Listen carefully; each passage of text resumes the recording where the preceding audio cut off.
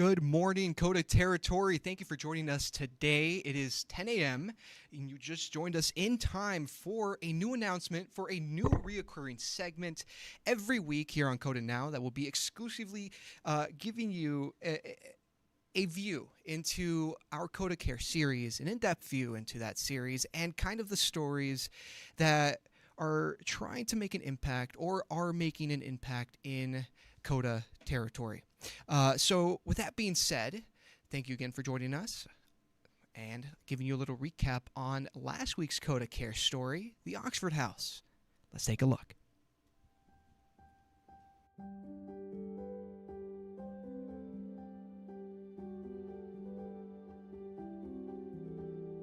In communities all across the nation, the Oxford House stands as a place for hope and rehabilitation for people recovering from addiction. The Oxford House is a self-run and self-supported recovery house to give residents a sense of responsibility and accountability that is crucial for long-term recovery. We don't have anyone in charge. We're not a halfway house. We're not a facility. Like it says, we are self-run.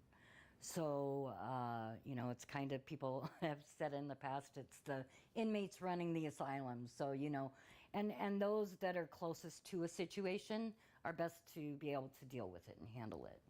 Oxford houses are meant to be a safe transition into a regular and sober life. The philosophy behind Oxford House shows people who have been through addiction can give judgment-free support to others going through the same issues. Endres says residents can stay as long as they need, as long as they remain sober, pay their rent, and aren't disruptive. It saved my life. I don't think I would be sober almost 3 years now if it hadn't been for Oxford House. Just the support of women that are just like me, the accountability, the fact that I know that, hey, on that bad day when maybe I wanted to have a beer or something, if I go home, those girls are going to know and I'm going to lose my home. I'm going to lose my friends. Endres is one of the house's many success stories and now works as an outreach worker for Oxford House. Because they are self-supported, community donations are vital. Furniture, houseware, clothing, and money are constantly needed. To donate items locally, contact Endres at jennifer.endres@oxfordhouse.org. Reporting in Rapid City, I'm Zeta Jones. All right, well, thank you, Zeta. And talking about Zeta, she's right here at the desk. She joined us this morning. How are you doing this morning, Zeta? I'm doing good, thanks, Humberto. And kind of, getting right into the KOTA Care series, can you give me a little bit more details at, what exactly, it is? What do we do here? What do you do on KOTA Cares?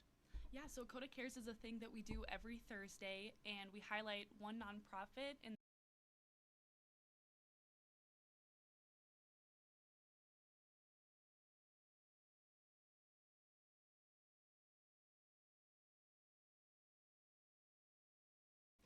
Gotcha. And kind of, talking a little bit more about the Oxford House, what made you want to cover that story? I mean, it's a nonprofit, and what are some of the important parts, that maybe you couldn't add to the story? Well, it's really cool. It's a great opportunity for people who are struggling with addiction.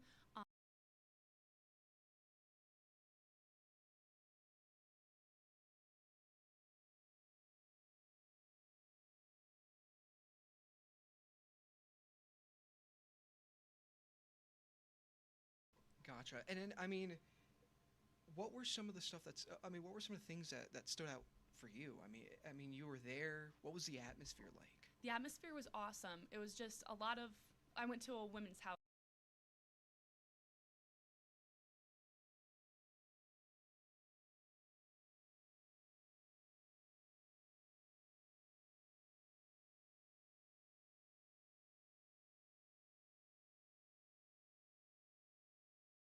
of, you know, having responsibilities around the house, and they all have chores and stuff. Like, it's really, really a great opportunity. Gotcha. I mean, and a little bit more on the information side of things. If people want to support, want to get involved, what can they do? Where can they go to find more information about the Oxford House? Of course. Well, they have a great website. It's really easy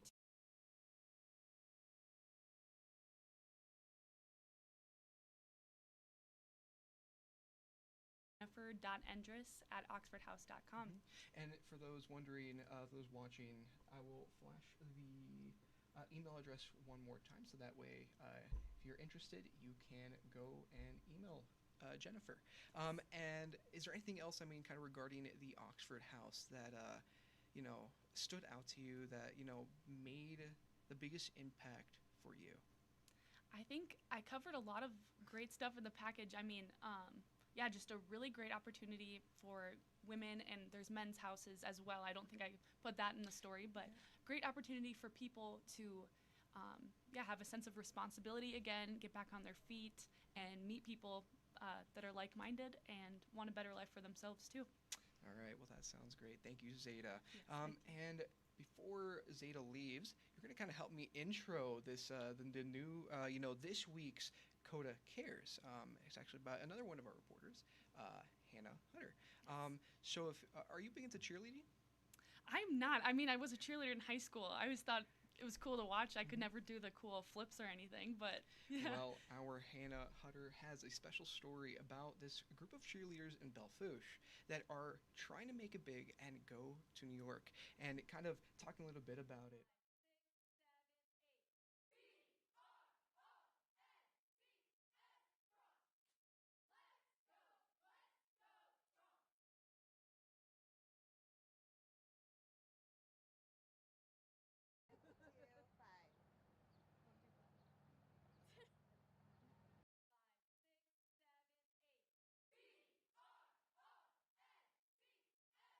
It's a very interesting. Should be a very interesting story. But yeah, thank you again for joining me at the desk today. And let's take one.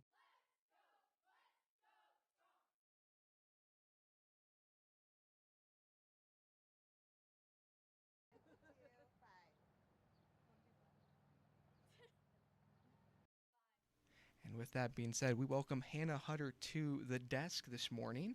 How are you doing this morning, Hannah? I'm doing great, thank you. Is there, when we're talking about cheerleading, what is one of the things that kind of made you want to do this story? Well, I thought it was really interesting that these group of cheerleaders from Belfouche were accepted to be able to take part in the Macy's Thanksgiving Day Parade this year. You see when you're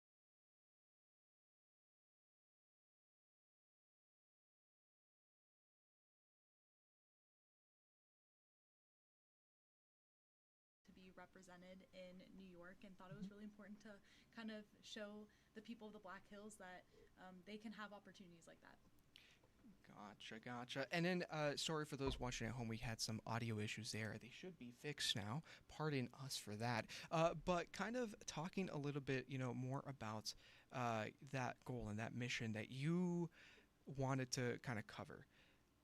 Without spoiling the story for tomorrow, what are some of the things that stood out to you? I think just to be able to meet the goal that they're trying to get to, and just how hard they're working, and as well as their parents and the community as well. The community involvement is huge with it. And were you, when you were talking to them, I know that you were able to get a good glimpse at that. Was there a lot of excitement going on? Oh yeah, they were very excited. One of the girls has already been to the Thanksgiving Day Parade before. She went last year, and she went by herself. So she was really excited that she had the opportunity to go with some team members, and just we're really excited and grateful for how great the community has been. And do you have any, previous cheerleading experience, or is that, Oh no, I do not. I could not do what they do. So, but it was really interesting being able to see their excitement, and they work really hard to do what they do.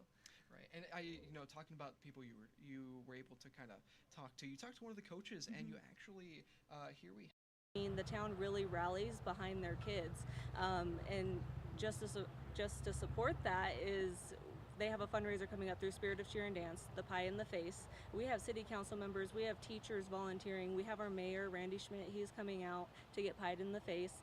So it is a community effort, and it is a community that definitely supports the kids.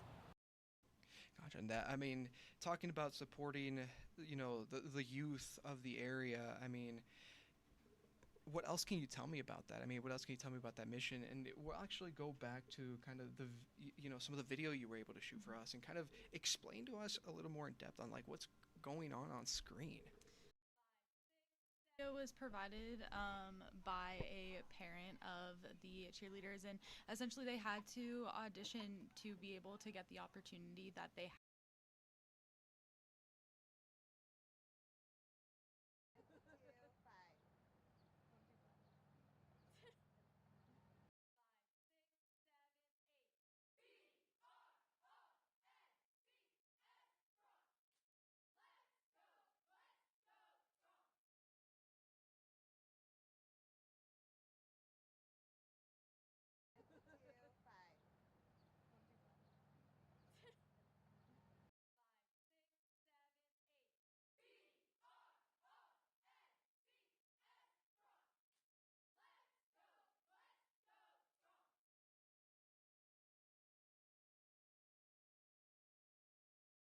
elected to go this year. That was a really big honor for them, and they were really excited to be able to represent Belfouche this year. Right, and I mean, to them, good luck. Hopefully they make it there, and hopefully they continue to represent Belfouche and the state of South Dakota. And then finally, is there anything else before this this KOTA Cares airs tomorrow on our morning shows that you would like to kind of add? Just to watch out for the KOTA Cares tomorrow, and to be able to find out how you are able to help these group of kids go to New York. All right. Well, thank you, Hannah. It was a pleasure having you this morning on the desk. Thank you. And we head out this morning. Just to let you know, this is a weekly segment. Hopefully we'll see you back here again Wednesday at 10 next week for a little recap on the KOTA Cares that will be airing tomorrow on our morning shows first, and then on our evening newscasts later. With that being said, I'm your host, Humberto Giles Sanchez. Thank you for joining me this morning, and I hope you all have a wonderful rest of your day.